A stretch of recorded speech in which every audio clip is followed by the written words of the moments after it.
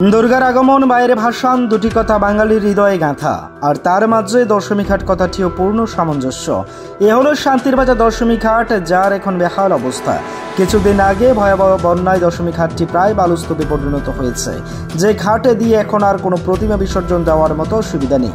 কিছুদিন আগে গণেশের পূজার পর গণেশ মূর্তির বিসর্জন দিতে গিয়ে বেশ ভোগান্তিতে পড়তে হয় বিসর্জন দিতে আসা ভক্তবিন্দুদের। এই দশমী ঘাট এখন মরণ ফাঁদে পরিণত হয়েছে, যে কোনো সময় মূর্তি বিসর্জন দিতে এসে বড় ধরনের বিপদ ঘটাতে পারেন।